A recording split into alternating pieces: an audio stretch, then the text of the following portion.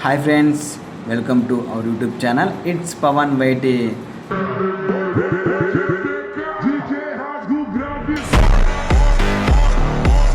Friends, మనలో చాలామంది ఈ రైల్వే జాబ్స్కి ప్రిపేర్ అవుతున్న వాళ్ళు ఉంటారు.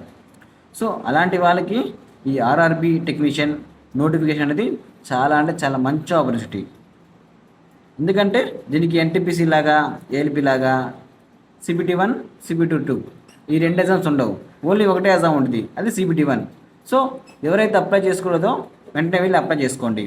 లేదంటే మీకు ఈ వీడియో గురించి ఫుల్గా క్లారిటీ కావాలంటే ఈ వీడియో మొత్తం చూసేయండి. ఫ్రెండ్స్, ఈ నోటిఫికేషన్లో రెండు రకాల పోస్టులు ఉన్నాయి. ఒకటి టెక్నీషియన్ గ్రేడ్ 1 సిగ్నల్ ఒకటి, ఇంకోటి టెక్నీషియన్ గ్రేడ్ 3 ఒకటి. ఇప్పుడు చాలామందికి వచ్చే డౌట్ ఏంటంటే, బ్రో ఓదానికి అప్లై చేయాలా లేదా రెండింటికి అప్లై చేసుకోవచ్చా అని. రెండింటికి అప్లై చేసుకోవచ్చు, కాకపోతే క్వాలిఫికేషన్ అనేది ఎలిజిబుల్ అయి ఉండాలా. ఇక్కడ ఇంకో ఇంపార్టెంట్ విషయం ఉంది.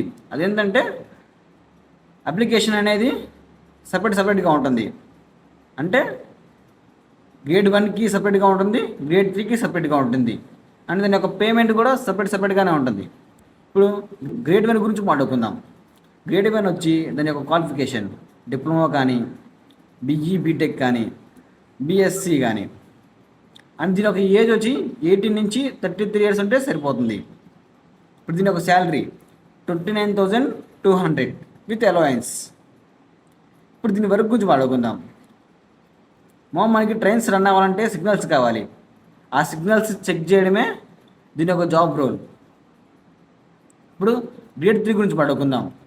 మనం గ్రేడ్ 3 ఒక క్వాలిఫికేషన్ వచ్చేసి 10th క్వాలిఫై సరిపోతుంది, లేదా దాని రిలివెంట్ ITI సరిపోతుంది. అండ్ దీని యొక్క ఏజ్ వచ్చేసి 18 to 30 ఇయర్స్ ఉంటే సరిపోతుంది. ఈ వర్క్ ఎలా ఉంటుందంటే ఇది కంప్లీట్ టెక్నికల్ ఫీల్డ్. అంటే వర్క్షాప్ కానీ, ఏదైనా రిపేర్స్ కానీ ఇలాంటివి ఈ వర్క్లో ఉంటాయి. అండ్ దీంట్లో ప్రమోషన్స్ చాలా తక్కువ. అంటే తక్కువ అని కాదు, చాలా స్లోగా ఉంటాయి గ్రేడ్ 1తో పోల్చుకుంటే. గ్రేడ్ 1లో వెంబటనే ప్రమోషన్స్ అవుతాయి. సో ఇది గాయస్, మీకు వీడియో నచ్చిందని అనుకుంటున్నాను. సో మీ ఫ్రెండ్స్లో ఎవరైనా ఆర్ఆర్బీకి ప్రిపేర్ అవుతున్న వాళ్ళు ఉంటే వాళ్ళకి ఈ వీడియో షేర్ చేసేయండి. వెళ్ళే ముందు లైక్, షేర్ అండ్ సబ్స్క్రైబ్ చేసుకోండి. సరే, మరి నెక్స్ట్ వీడియోలో మళ్ళీ కలుద్దాం.